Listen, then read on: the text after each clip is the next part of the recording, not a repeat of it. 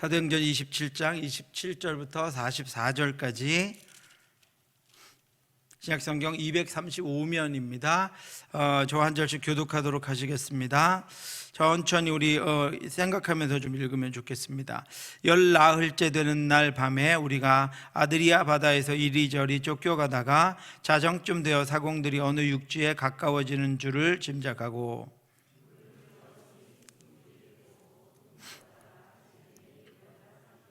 암초에 걸릴까 하여 고물로 단 넷을 내리고 날이 새기를 고대하니라.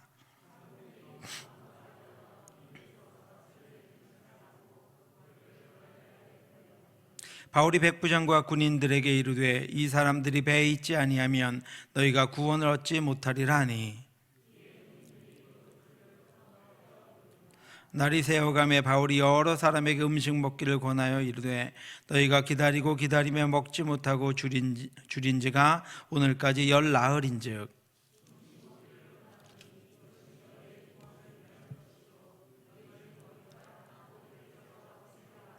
떡을 가져다가 모든 사람 앞에서 하나님께 축사하고 떼어 먹기를 시작하매 배에 있는 우리의 수는 전부 276명이었더라.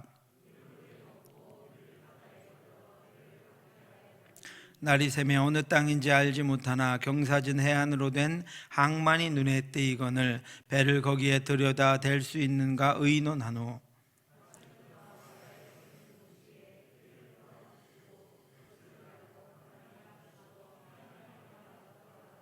두 물이 합하여 흐르는 곳을 만나 배를 걸매 이 물은 부딪혀 움직일 수가 없이 붙고 고물은 큰 물에 깨어져 가니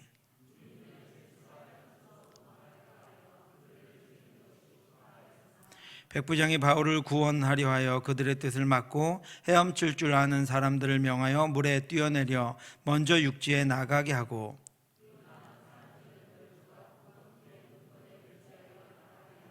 마침내 사람들이 다 상륙하여 구조되니라.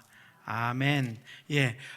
사도행전 27장은 항해, 로마로 가는 항해를 굉장히 전문적인 용어까지 써가면서 기록하고 있습니다. 그렇게 한 이유가 무엇이라고요? 하나님이 우리가 가는 길 한 걸음 한 걸음도 인도하신다라고 하는 것입니다. 그 한 걸음 한 걸음에도 우리가 목적지를 정해서 갈 때 여기서 출발하고 목적지에 도착해서만 어떤 것들을 얻는 것이 아니라 목적지로 가는 발걸음 한 걸음 한 걸음에 하나님이 친히 함께 하시고 그 한 걸음 한 걸음에 하나님께서 담아두신 뜻이 있고 하나님이 목적하신 바가 있고 하나님이 만나게 하신 이들이 있고 하나님이 알게 하신 것들이 있고 하나님이 또 우리를 통해서 세상에 주시고자 하는 것들이 있다라고 하는 것입니다. 그 모든 것들을 하나님이 친히 주관하신다라고 하는 것을 우리로 깨닫게 하시기 위해서 누가는 27장 마치 우리가 그 배를 타고 있는 것처럼 아주 상세하게 항해의 일정들을 기록해 놓고 있습니다. 지난주에 우리 1절부터 26절까지 또 항해를 출발하면서 9절부터 26절까지 그 항해에 관한 것들을 쭉 한번 살펴보았습니다. 여러분들 같이 한번 복습해 보기를 원하는데요. 바울이 탄 일행의 배가 가이사랴에서 출발해서 무라에서 한번 갈아탔습니다. 가이사랴에서 탔던 배는 아드라문네노라고 하는 배로 소아시아 인근 연안을 항해하는 배였고요. 무라라고 하는 곳에 가서 이제 이탈리아 지중해를 건널 수 있는 이탈리아 배를 알렉산드리아 배를 갈아탔습니다. 거대한 상선을 다시 갈아타고 이들이 항해를 출발했습니다. 이들의 항해는 거기서 처음 출발해서 무라에서 출발해서 이탈리아까지 바로 가는 것이었습니다. 겨울이 되면 지중해를 항해하기가 어려운 바람들이 불기 때문에 거기서 배를 갈아타고 바로 이탈리아까지 가는 것이었는데 가이사랴에서 출발할 때부터 불기 시작한 북서풍이 반대쪽에서 불어오는 바람이 계속해서 불어오고 있어서 그리로 갈 수가 없었습니다. 그래서 지난주에 미항이라고 하는 그레데 중간에 있는 그레데 섬의 미항이라고 하는 곳에 배를 댔습니다. 어쩔 수 없이 그곳에 배를 대고 미항에서 바람이 바뀌기를 기다리고 있었습니다. 그런데 바람이 여전히 북서풍으로 계속 불고 있었고 그들이 남쪽으로 내려가 이탈리아로 항해하기에는 어려워서 바람이 바뀌기를 기다리다가 여러 날이 걸려서 항해하기도 어려운 시기가 되고 말았습니다. 9절에 이렇게 기록하고 있습니다. 여러 날이 걸려 금식하는 절기가 이미 지났으므로 항해하기가 위태한지라 바울이 그들을 권하여, 우리 지도 잠깐 보여주시겠어요? 네. 이 가이사라에서, 예루살렘에서 가이사라 항구로까지 갔다가 가이사라에서 이제 시돈으로 가서 며칠 바울이 마지막으로 그 땅에서 동역자들을 만나서 그들과 함께 식사하면서 교제를 나눌 수 있는 시간을 갖고, 여기서 이제 원래는 이렇게 해서 무라로 가는 것이었는데 이때부터 북서풍이 북서쪽으로 부는, 이렇게 부는 바람이 반대쪽으로 불고 있었기 때문에 이 해안으로 나갈 수가 없었습니다. 중심으로 나갈 수가 없어서 해안을 타고 이렇게 해서 무라까지 갑니다. 이 무라라고 하는 곳에서 이제 상선으로 알렉산드리아, 이 이탈리아로, 바로 이탈리아로 항해하는 큰 배를 갈아타고 이탈리아로 출발합니다. 이렇게 출발해서 지중해 한가운데로 해서 이탈리아로 가야 하는데 여전히 북서풍이 계속해서 불고 있어서 지중해로 나갈 수가 없었습니다. 그래서 잠시 요 그레데 섬의 미양이라고 하는 곳에 이렇게 머물렀습니다. 여기 미양이라고 하는 곳에서 며칠 동안 바람이 이제 남풍이 이쪽에서 이렇게 남풍이 불면 그 남풍을 따라서 이렇게 해서 이탈리아로 갈 수 있기 때문에 이 미양이라고 하는 곳에서 기다렸습니다. 바람이 반대 방향으로 불기를, 순풍이 불기를 기다렸습니다. 이때는 동력을 이용한 배가 아니었기 때문에, 바람을 이용한 배였기 때문에 바람이 역방향으로 불면 도저히 항해해 갈 수가 없었습니다. 지금 북서풍이 부는 채로 그대로 그냥 항해하다가는 다시 반대편이나 아프리카 어디 쪽으로 배가 좌초하는 일이 생기기 때문에 미양에서 기다렸지만 며칠이 지나도 이 바람이, 북서풍이 끊어지지 않아서 이제는 겨울 동안에, 어려운 시기 동안에 이탈리아로 건너갈 수 있는 방법이 없어졌습니다. 이 미양에서 바울이 얘기한 대로 금식하는 절기가 이미 지났다라고 9절에 이야기하고 있는데, 이 금식하는 기간이라고 하는 것은 유대 절기로 대속죄일 7월달을 이야기하고, 우리나라 태양력으로 이야기하면 10월달을 이야기합니다. 10월달이 이미 지나가 버렸습니다. 그래서 11월부터 1월달까지는 이 지중해를 항해하는 것은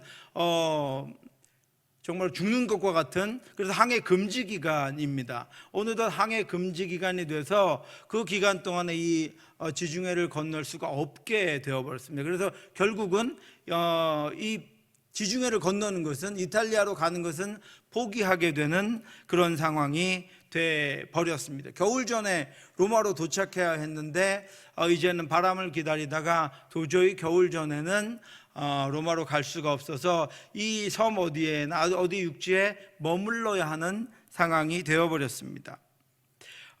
그래서 바울은 선원들의 안전을 생각해서 겨울을 보내기는 다소 부족하지만 아까 보았던 미양이라고, 지금 머물러 있는 미양이라고 하는 곳에서 겨울을 보내고, 안전한 기간이 되면 겨울을 보내고 2월달이나 이때가 되면 그때 로마로 출발하자고 바울이 이야기합니다. 그것이 10절입니다. 말하되 여러분이여, 내가 보니 이번 항해가 하물과 배만 아니라 우리 생명에도 타격과 많은 손해를 끼치려 하되, 첫 번째는 하물, 수화물들과 또 배와 그 다음에 생명에도 많은 손해를 끼칠 것이다. 그러니까 우리가 여기 머물러서 겨울을 보내고 출발하자고 그 백부장 또 선장, 선원들에게 이야기했습니다. 그런데 이 백부장이 그때 바울의 말을 듣지 않고 선장과 선주의 말을 따라서 출항을 합니다. 이탈리아로 가려고 한 것이 아니라 조금 더 가면 그레데 섬 안에, 같은 섬 안에 조금 더 35km 정도 가면 베닉스라고 하는 더 큰 항구가 있었습니다. 그래서 그곳으로 조금이라도 더 가려고 출항해버립니다. 항해 경험이 많았던 선장과 조금이라도 더 가서 며칠이라도 더 가서 손해를 줄이려고 하는 이 선주가 서쪽으로 60km 정도 더 가서 베닉스라고 하는 곳에서 겨울을 보내자고 이야기합니다. 11절과 12절입니다. 백부장이 선장과 선주의 말을 바울의 말보다 더 믿더라. 그 항구가 겨울을 지내기에 불편하므로 거기서 떠나 아무쪼록 베닉스에 가서 겨울을 지내자 하는 자가 더 많으니 베닉스는 그레데 항구라 한쪽은 서남을 한쪽은 서북을 향하였더라. 지도 잠깐 보여주시겠어요? 네, 우리 지도 보시면 베닉스가 여기거든요. 멀리 가는 것이 아니라 60km 정도 더 가서, 그러니까 선장과 선주는 무엇이, 선장은 이 정도는 바람이 북서풍이 불어도 요 섬이 가려져 있기 때문에 조금은 더, 한 60km 정도는 더 충분히 갈 수 있다고 생각했고, 선주는 아무래도 있는 기간에 조금이라도 더 움직여야 손해가 덜할 것이기 때문에 이 베닉스까지 가기에는 아무 문제가 없을 것이라고 제안을 했습니다. 바울이 이미 미항에서 겨울을 보내자고 말했지만 이들의 제안을 따라서 백부장은 그 정도는 갈 수 있을 것이라고 백부장도 판단을 하고 출항을 결정해서 출발을 합니다. 백부장은 바울이 아니라 선장과 선주의 말을 더 신뢰했습니다. 선장의 경험과 선주의 이익을 추구하는 말을 따른 것입니다. 이런 상황에서 지극히 이것이 당연한 것처럼 여겨지지만 이것이 곧 인간적인 한계입니다. 바울의 말보다 선장과 선주의 의견은 합리적인 것이었고 가장 최선의 것으로 보였기 때문입니다. 그런데 이렇게 현명해 보이는 이런 방식은 하나님이 일하시는 방식과는 거리가 먼 대조적인 차이점입니다. 우리는 이미 믿음으로 행하라는 하나님의 말씀을 수없이 알고 있습니다. 여호와께서 사무엘에게 이르시되 그의 용모와 키를 보지 말라. 사람의 용모와 키를 보는 것은 누가 하는 일이죠? 굳이 믿지 않아도 온 땅에 하는 일입니다. 모든 사람이 생각하는 가장 현명한 일입니다. 가장 합리적인 일입니다. 사람의 외모, 사람의 능력, 겉모습, 볼 수 있는 것들을 보고 사람을 판단하는 것은 가장 합리적인 일로 우리도 그렇게 생각하고 있고 이제까지 그래왔습니다. 그런데 하나님은 사람의 키와 용모와 키를 보지 말라. 내가 이미 버렸노라. 우리가 알 수 없는 것은 무엇이죠? 하나님이 버린 것을 우리는 알 수가 없습니다. 그래서 우리는 하나님의 말씀을 가지고 깨어서 하나님의 말씀 가운데 하나님이 인도하시는 그 상황과 하나님이 역사하시는 것들과, 그리고 우리가 늘 깨어서 미리 기도하고 기대하고 기다림으로 말미암아 하나님이 주시는 것들에 우리가 깨어있지 않으면 세상이 보는 것들, 경험적인 것들, 현명한 것들, 합리적인 것들을 우리도 택할 수 있다라고 하는 것입니다. 하나님께서 분명히 내가 보는 것은 사람과 같지 아니하니 사람은 외모를 보거니와 나 여호와는 중심을 보느니라 하시느니라. 이것이 우리가 알고 있는 하나님의 말씀입니다. 그런데 우리가 어떤 것들을 결정하거나 어떤 일을 행할 때 이 말씀대로 깨어서 이 말씀대로 하려고 하지 않는다는 것입니다. 우리도 늘 언제나 우리의 경험과 우리에게 있는 이익과 합리적인 판단을 그냥 쉽게 해버린다라고 하는 거예요. 더 깨어서 기도하고 하나님의 뜻을 구하고 하나님의 인도하심을 따라가려고 하지 않는다라고 하는 것입니다. 이르시되 그물을 배 오른쪽에 던지라. 그리하면 잡으리라 하시니 이에 던졌더니 고기가 많아 그물을 들 수 없더라. 베드로가 자신의 경험에 이 실패하자 예수님의 명령을 따라 말씀을 따라 오른쪽에 그물을 던졌습니다. 그것은 합리적인 방법도 아니었고 이성적인 판단도 아니었습니다. 그런데 주님의 말씀을 듣고 그물을 던졌더니 그물이 들 수 없을 정도로 가득 찼다라고 하는 것입니다. 베드로는 믿음으로 그렇게 나아갔습니다. 우리는 십자가에 못 박힌 그리스도를 전하니 유대인들에게는 거리끼는 것이요 이방인들에게는 미련한 것이로되 그리스도는 늘 유대인들에게는 거리끼는 것이요 이방인들에게는 미련한 것이다 라고 하는 것입니다. 근데 오직 부르심을 받은 자들에게는 유대인이나 헬라인이나 그리스도는 하나님의 능력이요 하나님의 지혜니라. 하나님의 어리석음이 사람보다 지혜롭고 하나님의 약하심이 사람보다 강하니라. 아멘. 우리는 역설적인 진리를 믿고 있습니다.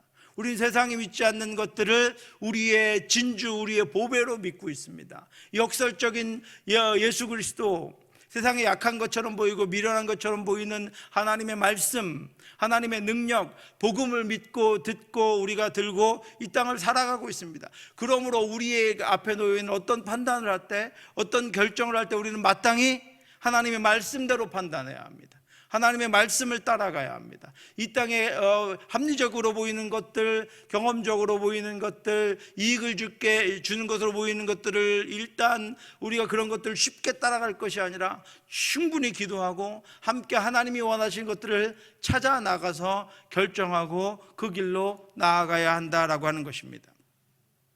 우리가 이런 말씀들을 수없이 외우고 묵상하고 설교를 듣지만 막상 판단하는 시간이 되면 가장 합리적인 판단을 합니다. 가장 현실적으로 보이는 판단을 하고 그러므로 우리의 한계를 뛰어넘지 못합니다. 성공했다고 하지만, 잘했다고 하지만 거기에는 하나님의 비전을 이루어 주시는 하나님도, 하나님의 뜻도, 전능하신 하나님의 일하심도 없을 때가 많이 있다라고 하는 것입니다. 백부장은 선장과 선주의 말을 바울의 말보다 더 믿었습니다. 바울이 이미 경고했음에도 불구하고 선장의 경험과 선주의 이익을 설득력 없어 보이고 현실성 없어 보이는 바울의 말보다 더 믿었습니다.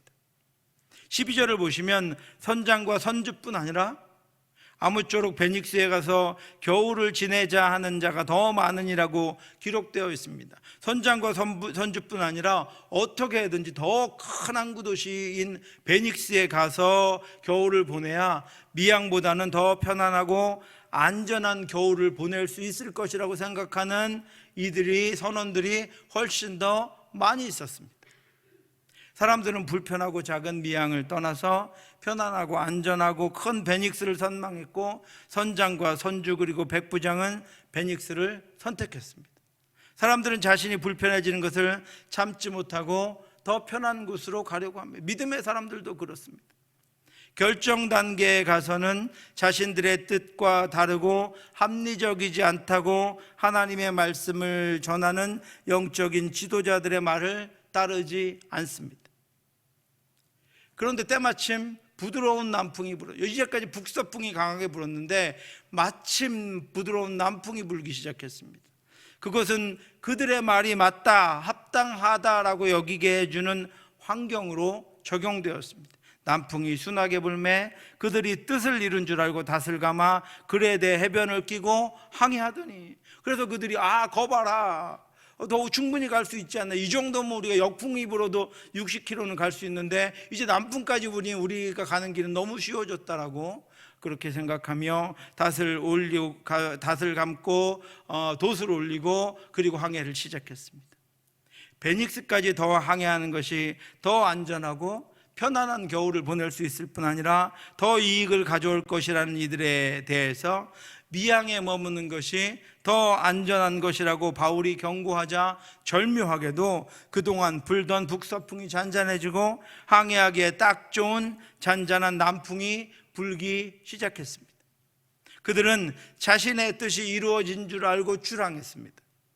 그들은 자신의 목적이 이루어지고 자신들이 바라는 대로 되는 줄 알고 닷을 감아 올리고 해변을 따라 항해를 시작했습니다.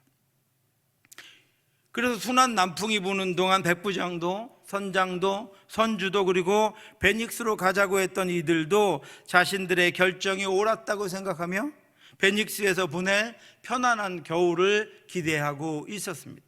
그런데 얼마 가지 않아서 14절에 그레데 섬이 있는 이다산을 타고 내려오는 유라굴로라고 하는 광풍을 만납니다. 얼마 안 되어 섬 가운데로부터 유라굴로라는 광풍이 크게 일어나니, 지도 보여주시겠어요? 그레데 섬에서 이제 남풍이 부니까 이렇게 해서 베닉스로 가려고 했습니다. 남풍이 아무리 불어도 이탈리아까지 가기에는 이미 불가능한 시간이 되어서 이들은 베닉스에 가서 거기서 겨울을 보내고 가려고 했습니다. 그런데 남풍까지 불어주니까 자신들이 가려고 하는 방향으로 남풍까지 불어주니까 이 항해는 너무 쉬울 것이라고 생각했습니다. 그런데 광풍이 불기 시작했는데 광풍이 다른 곳에서 분 것이 아니라 이 그레데 섬 가운데에 있는 이다섬이라고 하는 곳에서 광풍이 불기 시작했습니다. 섬 가운데에서 광풍이 부니까 이 이 광풍들이 바다 쪽으로 이렇게 불기 시작한 겁니다. 바다 쪽으로 불기 시작하니까 이 해안으로 가려고 하는 이 배를 밖으로 밀어내기 시작했습니다. 이 섬 가운데서부터 광풍이 불어서 베닉스로 가려고 하는 배를 점점 바깥으로 밀어내고 있었습니다. 그래서 이들은 남풍이 불어서 시작하긴 했는데 섬 가운데서부터 부는 광풍 유라굴로로 말미암아 섬으로 배가 붙지 않고 점점 더 바깥쪽으로 밀려나기 시작했습니다. 해안선을 따라서 3-4시간 항해하다가 베닉스에 머물려고 했는데 섬에서 불어오는 광풍 때문에 점점 지중해로 떠내려가고 있었습니다. 그리고 이제는 광풍 때문에 더 이상 배를 통제할 수 없는 상황에 이르게 되었습니다. 15절부터 17절입니다. 배가 밀려 바람을 맞추어 갈 수가 없어 가는 대로 두고 쫓겨가다가 가우다라는 작은 섬 아래로 지나 간신히 거리를 잡아 끌어올리고 줄을 가지고 선체를 둘러감고 스르디스에 걸릴까 두려워하여 연장을 내리고 그냥 쫓겨가더니, 그들이 이 배를, 자신들의 배를 더 이상 통제할 수 없다는 단어가 몇 가지가 나오죠. 맞추어 갈 수 없어 가는 대로 두고 쫓겨가더니 이렇게 기록하고 있습니다.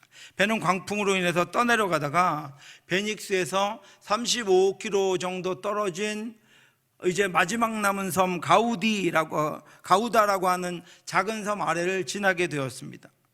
그래서 그들이 어떻게든 이 가우다라는 섬에라도 그렇지 않으면 이제는 지중해밖에 남지 않았기 때문에 바다 한가운데로 떠내려가기 때문에 이 가우다라는 섬에라도 걸리려고 돛을 내려버렸습니다. 더 이상 떠내려가지 않으려고. 그리고 스르디스라고 하는 모래톱에 배가 걸릴까봐 이 돛을 내려버리고, 그럼에도 불구하고 풍랑이 더 거세지자 배가 가라앉는 것을 방지하기 위해서 갑판 위에 있는 무거운 짐들을 바다에 던져버리고, 사흘째 되는 날에는 배를 운항할 수 있는 중요한 기구들까지 다 내버리면서 광풍이 잔잔해지면 어떻게든 이 가우다라는 섬에 들어가서 거룻배를 타고, 조그만 배를 타고 가우다라는 섬에 들어가서 거기서 지내려고 작정을 했습니다. 18절에 보면 짐도 다 버려버렸고요, 그들의 짐도 바다에 풀어버렸고, 19절에 보면 배를 운행하는 모든 기구도 다 바다에 던져버렸습니다. 그런데 베닉스로 출발하면서 하나님의 사람 바울의 말을 듣지 않고 오직 경험과 이익과 편안함과 안전함을 택하여 항해를 시작했던 이들은 모든 것들을 다 버리고 살기 위해 애를 쓰고 있음에도 불구하고 절망적인 표류를 하게 됩니다. 20절입니다. 여러 날 동안 해도 별도 보이지 아니하고 큰 풍랑이 그대로 있음에 구원의 여망마저 없어졌더라. 아멘. PPT 지도 한 번만. 여기서 이제 이 베닉스로 가려고 하다가 유라굴로라는 광풍이 불자 요 가우다라고 하는 작은 섬에 어떻게든 그 섬에라도 가서 지내려고 이들이 여기 이쯤에 와서 이 가우다 섬이 수심이 낮아지니까 여기서 돛을 내려버리고, 그 다음에 배에 있는 짐도 버리고 기구들도 다 버립니다. 여러분, 이들이 어떻게 출발하게 됐죠? 바울이 미항에서 출발하지 말자고 하니까 더 편안하기 위해서, 더 안전하게, 더 편안한 가운데 보내려고 베닉스로 출발했습니다. 그런데 지금 상황은 어떻게 됐습니까? 가우다라는 섬에, 거기는 뭐 미항보다도 더 형편이 없는 그런 섬에라도 걸려서 살기 위해서 자신들에게 편안함을 주는 자신들의 짐들을 다 바다에 던져버립니다. 배를 통제할 모든 기구들도 다 바다에 던져버립니다.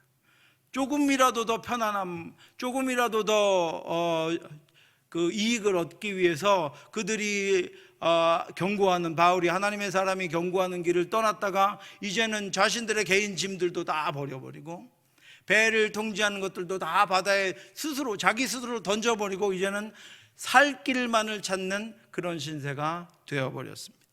통솔자인 백부장도, 경험자인 선장도, 항해를 주장했던 선주도 악천후 속에서는 아무것도 할 수가 없었습니다. 아무런 영향력도 미치지 못했습니다. 시간이 흐를수록 상황은 점점 더 악화되고 살기 위한 아무런 희망도 가질 수 없는 심리적인 공황 상태에 이르게 되었습니다. 그들은 며칠 동안 아무것도 먹지 못하고 오직 저 가우다라는 섬에 걸려야 한다라는 생각만 가지고, 마지막 생각을 가지고 다 아무것도 먹을 거 없이 다 바다에 던져버린 것입니다. 아무것도 알지 못하는 자 같았으나, 현실성 없는 자 같았으나, 대부분이 경험과 이익과 현실적인 욕구를 따랐지만 하나님이 자신에게 주셨던 약속을 지녔던 바울의 경고를 그들이 기억하게 되었습니다. 여러 날이 걸려 금식하는 절기가 이미 지났으므로 항해하기가 위태한지라 바울이 그들을 권하여 말하되, 여러분이여, 내가 보니 이번 항해가 하물과 배만 아니라 우리의 생명에도 타격과 많은 손해를 끼치리라 하되, 하물과 배만 아니라 생명에도, 이제 하물은 다 버려버렸습니다. 이제 두 가지만 남았어요. 배가 깨지고 생명이 손상을 받는 일만 남게 되었습니다. 지금 그들에게 유일한 희망이 딱 하나 있다면, 하나님이 함께 하시는 바울이 그들과 함께 있다는 것입니다. 바울이 당당하고 분명하게 그래서 선포합니다. 여러분이 안심하라. 바울은 하나님의 약속을 지니고 있는 사람이었습니다. 바울은 이제부터 하나님이 그들을 지키실 것임을 분명히 선포합니다. 23절과 24절입니다. 나의 속한 바고 나의 섬기는 하나님의 사자가 어젯밤에 내 곁에 서서 말하되, 바울아, 두려워하지 말라. 내가 가이사 앞에 서야 하겠고 또 하나님께서 너와 함께 항해하는 자를 다 내게 주셨다 하였으니, 바울 때문에, 바울의 경고를 무시하고 출항한 모든 사람, 바울을 살려야 하시기 때문에, 바울을 가이사 황제 앞에 서게 하셔야 하기 때문에, 바울 때문에 모든 것들이 손상을 받더라도 바울과 함께 있는 모든 자들이 바울과 함께 있다면 모두가 다 생명에는 지장이 없을 것이니 바울에게 맡기겠다고 하나님께서 바울에게 약속해 주셨습니다. 사랑하는 성도 여러분, 하나님은 항해 중에도 바울을 통해서 일하심으로 부지 중에 바울과 동행했던 그런 모든 이들에게 하나님의 전능하심과 하나님의 살아계심을 알게 해 주었습니다. 여러분, 지금 이탈리아나 저 지중해 항구를 가면 배마다 앞에 큰 수호신상을 붙여 놓았습니다. 모든 상선들이 큰 그 수호신이 자신들을 항해 동안에 지켜줄 것이라고 여기는 현대적인 배도 다 붙여 놓았습니다. 그렇게 여기던 이들이 바울과 함께 출발하자 거기서 살아계신 하나님의 말씀이 어떻게 이루어지는지, 살아계신 하나님의 능력이 어떻게 폭풍과 바람을 주관하시고 그들을 살려내시고 인도하시는지를 알게 되었다라고 하는 것입니다. 이것이 하나님이 동행하시는 이들과 함께하는 이들에게 더해 주시는 복입니다. 저와 여러분들에게도 그런 복을 주셔서 여러분들과 함께하는 이들이 여러분들을 통해 하나님의 복을 받게 되기를 주님의 이름으로 축원합니다. 하나님을 볼 수 있게 되기를 주님의 이름으로 축원합니다. 여러분, 그들이 무엇을 경험했습니까? 하나님의 약속을 들었고, 하나님의 약속을 위해서 하나님이 바울뿐 아니라 그 남겨진 이들까지도 그 생명을 구해주시는 하나님을 보았습니다. 또 무엇을 보았습니까? 인간의 이익과 경험이 그들을 막아서는 예상할 수 없는 고난 앞에서 얼마나 무력한 것인지를 깨닫게 되었습니다. 인간의 판단과 결정이 알 수 없는 변수 앞에서 얼마나 쉽게 깨지는 것인가 하는 것을 그들이 알게 되었습니다. 바울은 경험과 이익, 안전과 편안함을 위한 욕구가 아니라 일하시는 하나님을 믿고 출항한 사람입니다. 일하시는 하나님을 믿고 있었던 사람입니다. 자신을 반드시 로마로 내려가서 가이사 앞에 세우시려는 하나님의 뜻이 이루어지기 위해서는 그들이 어떠한 손상도 없이 미항에 머물러 있었어야 함을 바울이 알았기 때문에 그것을 권고했었던 것입니다. 그러나 그럼에도 불구하고 이제 수화물들은 손상을 받았지만 또 배는 깨질 것이지만 그들의 생명은 하나님께서 이탈리아까지 안전하게 인도하실 것이라는 것을 바울은 확신하고 있었기 때문에 그들에게 담대하게 선포합니다. 우리 25절 26절 말씀 같이 한번 읽겠습니다. 25절 26절입니다. 그러므로 여러분이여 안심하라. 나는 내게 말씀하신 그대로 되리라고 하나님을 믿노라. 그런즉 우리가 반드시 한 섬에 걸리리라 하더라. 아멘. 이렇게 선포할 수 있는 여러분이 되시길 바랍니다. 믿지 않는 이들에게 하나님이 말씀하신 대로 되리라고 나는 믿노라, 이렇게 선포하는 우리 자녀들이 될 수 있기를 바랍니다. 여러분들의 인생에 하나님이 함께 하셔서 그 모든 두렵고 어려워하는 순간 가운데에서도 하나님이 말씀하신 대로 될 것이라고 나는 믿노라 라고 하나님을 향한 믿음과 그 믿음의 선포로 말미암아 하나님의 일하심을 보여주는 저와 여러분들이 되기를 주님의 이름으로 축원합니다. 사랑하는 성도 여러분, 안심하시기 바랍니다. 그리고 바울과 같이 선포하실 수 있기를 바랍니다. 하나님은 우리를 향한 그 뜻을 다 이루시기까지 우리를 지키시고 인도하십니다. 또 우리와 함께하는 이들도 하나님이 우리를 인하여 도우시고 인도하십니다. 바울로 인해서 그들은 잘못된 선택 속에서 절망적인 표류를 하고 있었음에도 불구하고 하나님의 지키심과 하나님의 도우심을 입었습니다. 늘 하나님의 약속을 따라 지혜롭게 선택하며 하나님이 원하시는 길로 나아감으로 말미암아 그 길에서 바울과 같이 선한 영향력을 끼치며 하나님의 살아계심을 보여주는 저와 여러분들이 될 수 있기를 주님의 이름으로 축원합니다. 오늘 27절 말씀부터 읽었는데요, 그 그레데 섬의 남쪽의 작은 섬인 가우다 섬에라도 상륙할 수 있을 줄 알고 모든 짐과 모든 배의 기구들까지 버리고 버텨보았지만 배는 이후로 10여일간 더 떠내려갔습니다. 27절입니다. 열 나흘째 되는 날 밤에 우리가 아드리아 바다에서 이리저리 쫓겨가다가 자정쯤 되어 사공들이 어느 육지에 가까워지는 줄을 짐작하고, 이제는 배를 통제할 수 없는 상황이 되었는데 이후로 열흘 동안이나 더 배가 한없이 어디론가 떠내려가고 있었습니다. 바울이 만류했지만 이 백부장은 선장과 선주의 경험과 이익을 따라, 그리고 다른 이들의 편안과 안전의 욕구를 따라 35km 떨어진 가우다라고 하는 곳에서 겨울을 보낼 생각으로 무리한 항해를 시작했습니다. 베닉스에서, 그리고 가우다에서라도 어떻게든 머물려고 했습니다. 그때 순한 남풍이 불어서 그들의 말에 힘을 주었습니다. 그리고 그렇게 당당하게 항해를 시작했던 이들이 14일간이나 처음 출항하면서부터 14일간이나 미항에서 약 800km나 떨어진 지중해 한가운데로 떠내려가게 된 것입니다.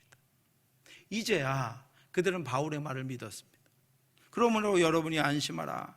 나는 내게 말씀하신 그대로 되리라고 하나님을 믿노라. 그런즉 우리가 반드시 한 섬에 걸리리라 하니라. 사공들은 암초에 걸려서 배가 깨지는 것을 방지하기 위해서 닷을 뒤쪽으로 내리고 날이 밝아서 육지와 바다 상황을 분간할 수 있기를 기다렸습니다. 암초에 걸릴까 고물로 단 넷을 내리고 날이 새기를 고대하니라. 우리 PPT 잠깐 보여주시겠어요? 네. 이 배가 어디까지 떠내려왔냐면 가우다 섬에 걸리지 않고 이렇게 해서 지중해 쪽으로 떠내려왔습니다.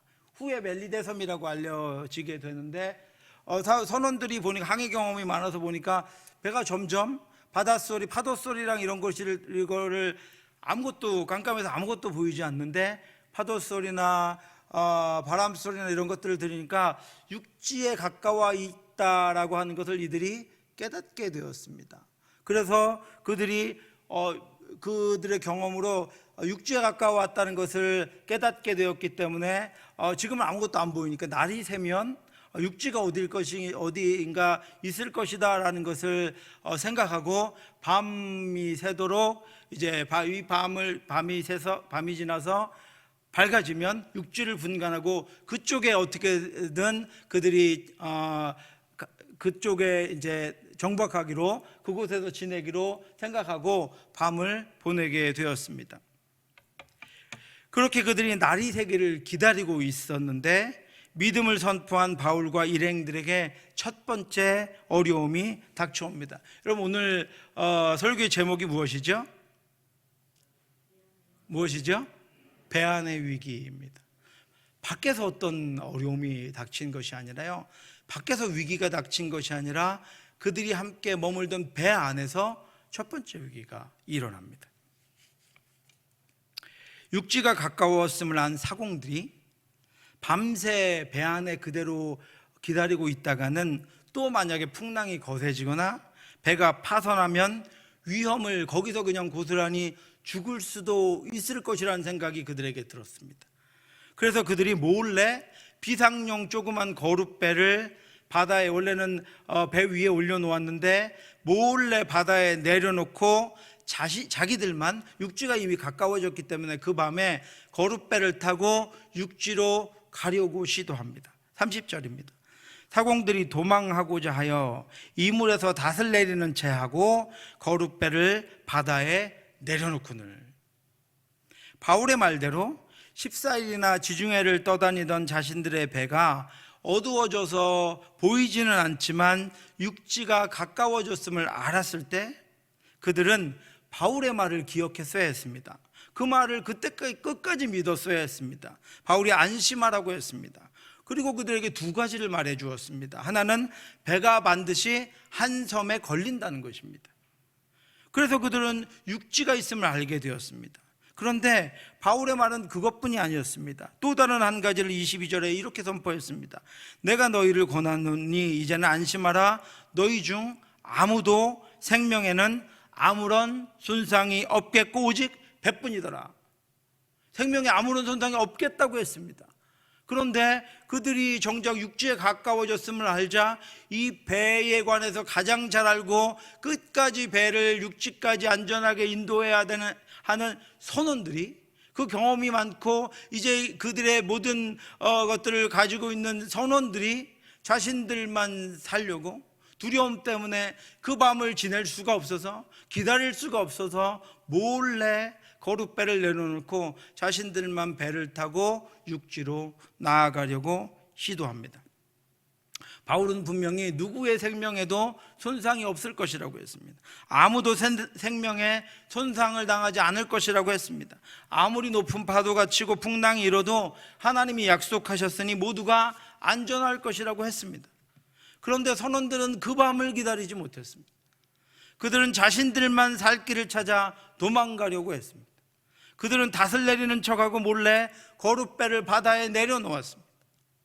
이제 그 공동체는 바다의 풍랑이 아니라 배 안에서 위기를 맞이하고 있습니다. 일부 자신들만 살려고 하는 사공들 때문에 공동체가 위험에 직면하고 있었습니다. 사공들이 도망가면 나머지 사람들은 더 힘들어질 것입니다.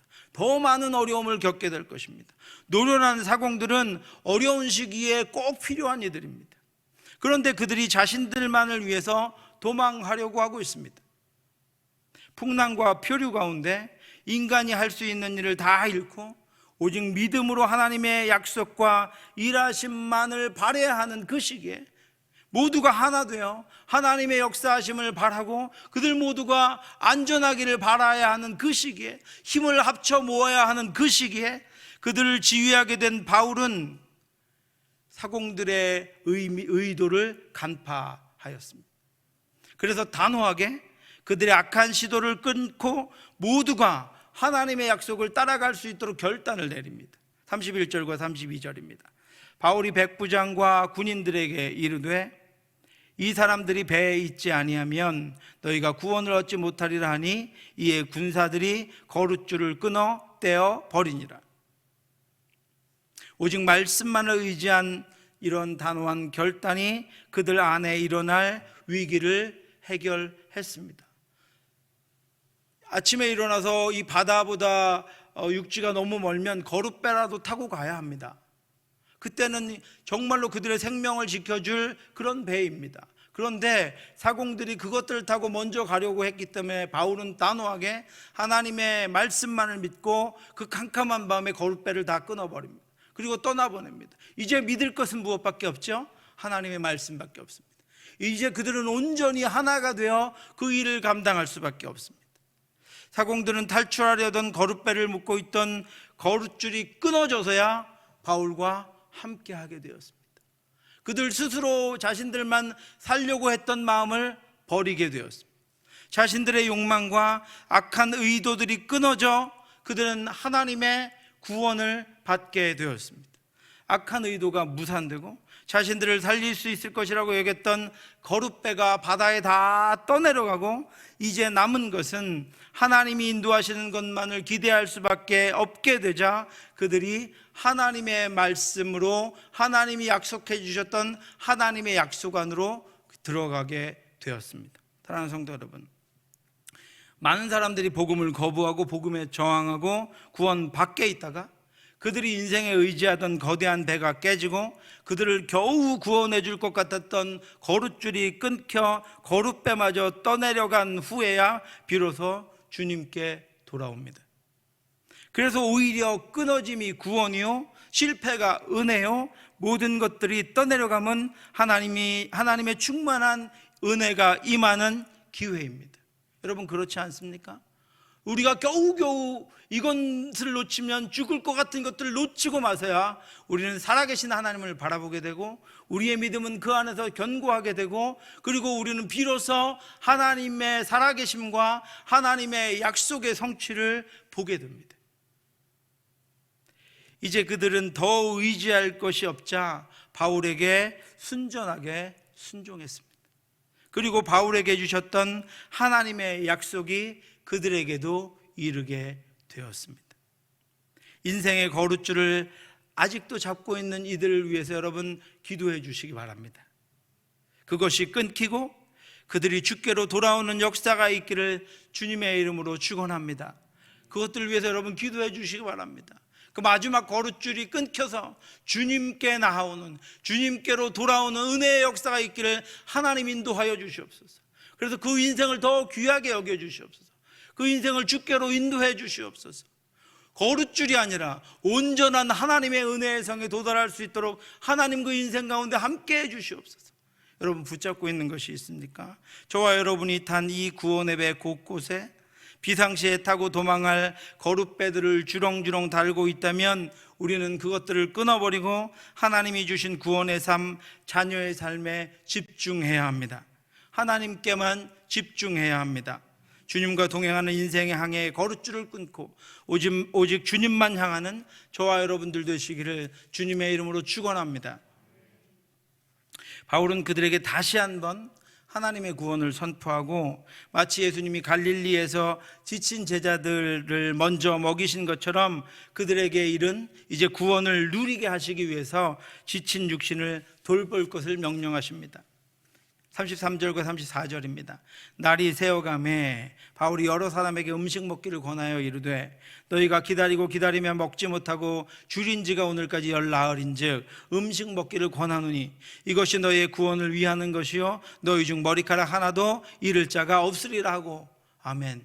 여러분, 말씀 믿어주신다면 마음껏 드시기 바랍니다. 하나님이 주신 구원을 누리시기 바랍니다. 하나님이 주신 참 구원을 누리며 살아가시기 바랍니다. 이루어질 때까지 조마조마하고 안절부절하고 어떻게 다른 거룻줄을 어디 근처에라도 갖다 놔야 된다 이렇게 하지 말고 바울과 같이 안심하고 먹으라. 하나님의 구원이 이제 이르렀다라고 선포하며 그 구원을 누리는 저와 여러분들 되시기를 바랍니다. 아직 어둠이 가시지 않았지만, 아직 두려움이 가시지 않았지만 그들은 아직도 흔들리는 배 안에서 하나님이 주신 위로와 평안을 얻습니다. 35절부터 37절입니다. 떡을 가져다가 모든 사람 앞에서 하나님께 축사하고 떼어 먹기를 시작하며 그들도 다 안심하고 받아 먹으니 배에 있는 우리의 수는 전부 276명이더라. 아멘. 그들이 그 흔들리는 배 안에서, 풍랑이는 배 안에서, 칠흑 같은 어둠 가운데에서 마음껏 먹고 충분하게 먹고 하나님이 주신 평안을 그 안에서 누립니다. 여러분, 거친 바다 내일이면 어떻게 될 것인지 모르는 암흑 가운데에서도 주님이 주시면 평안을 누릴 수 있습니다. 하나님이 주시면 평안을 누릴 수 있습니다. 마음껏 먹고 푹 잘 수 있습니다. 그 하나님의 평안을 누리는 저와 여러분들 되시기를 바랍니다. 누가는 하나님이 단 한 명도 상하지 않고 구원하시기로 한 이들이 적은 수가 아님을 알려주시기 위해서 승선했던 이들의 인원을 기록하고 있습니다. 276명이다. 이들은 이제 단 한 명도 상하지 않을 것입니다. 모두 다 살 것입니다. 하나님이 그렇게 하실 것이기 때문입니다. 이제 그들을 육지에 조금이라도 그들이 가까이 가기 위해서 배를 더 가볍게 해야 했습니다. 그래서 그들은 배부르게 먹고 남은 밀을 다 바다에 버립니다. 아까 그 짐과 이런 것을 버린 것과는 다르죠. 그것은 자신들의 항해 경험에 따라 버린 것이고, 이제는 말씀에 의지하여 충분히 먹고 말씀에 의지하여 다 버립니다. 하나님이 구원하실 것이기 때문입니다. 그리고 풍랑 중에 조금씩 육지로 가까이 갑니다. 38절부터 41절입니다. 배부르게 먹고 밀을 바다에 버려 배를 가볍게 하였더니 날이 새매 어느 땅인지 알지 못하나 경사진 해안으로 된 항만이 눈에 띄거늘 배를 거기에 들여다댈 수 있는가 의논한 후 닷을 끊어 바다에 버리는 동시에 키를 풀어 늦추고 돛을 달고 바람에 맞추어 해안을 향하여 들어가다가 두 물이 합하여 오르는 곳을 만나 배를 걸매 이 물은 부딪혀 움직일 수 없이 불고 그 물은 큰 물결에 깨어져 가니. 날이 새 보니까 항만이 경사진 이렇게 배를 댈 수 있는 항만이 있는 것이 보였습니다. 그래서 닷을 끊어버립니다. 이제 마지막 어디를 정박을 하려면 다시 있어야 되는데 배를 가볍게 하기 위해서 닷을 끊어버립니다. 왜 배가 가벼워져야 하냐면 점점 육지가 가까워지고 있었기 때문에 배가 어디 중간에 어디에 걸려버리면 더 이상 앞으로 나갈 수 없어서 배를 가볍게 하기 위해서 밀을 다 버려버리고 닷도 끊어버립니다. 그리고 돛을 달고 바람에 맞춰서 앞으로 이제 전진하게 됩니다. 그런데 두 번째 위기가 닥칩니다. 다시 한번 여쭤볼게요. 오늘 설교의 제목이 무엇이죠?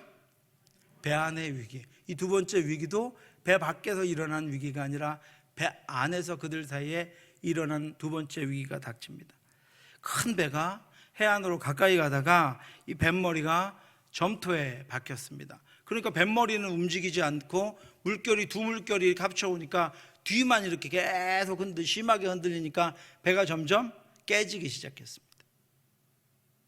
그러자 이제까지 하나였던 그들에게 다시 두 번째 위기, 분열이 일어납니다. 42절입니다. 군사들은 죄수가 헤엄쳐서 도망할까 하여 그들을 죽이는 것이 좋다 하였으나, 군사들에게는 죄수를 호송하는 임무가 주어져 있었습니다. 그런데 그대로라면 자신들만 사는 것이 아니라 죄수도 살게 되고, 그들이 혼란스러운 중에 만약에 그 죄수들이 도망이라도 가게 되면 군인들이 죄수들 때문에 어려움을 당할까 봐 죄수를 다 거기서 죽이자고 한 것입니다.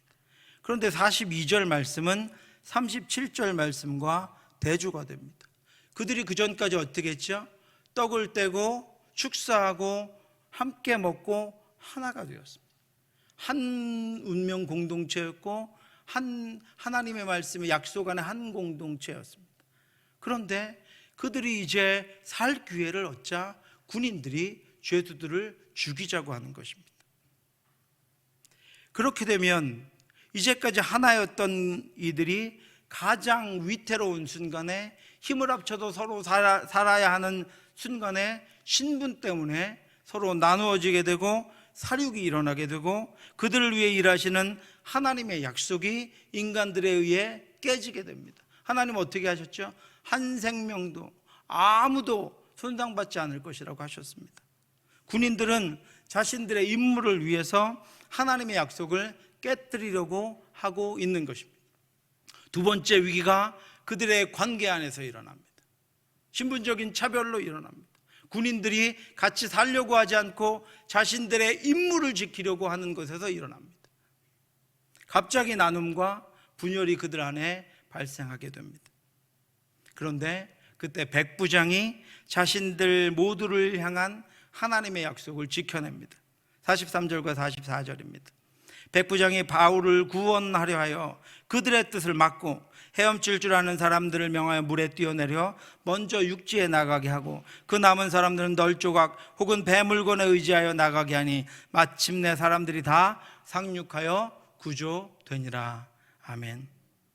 44절에 다 상륙하여 구조되니라 라고 하는 말씀은 22절에 하나님의 약속, 내가 너희를 권하노니 이제는 안심하라, 너희 중에 아무도 생명에는 아무런 손상이 없겠고 오직 배뿐이라는 하나님의 말씀을 상기시키며 그 말씀이 성취되었음을 우리에게 알려주는 것입니다.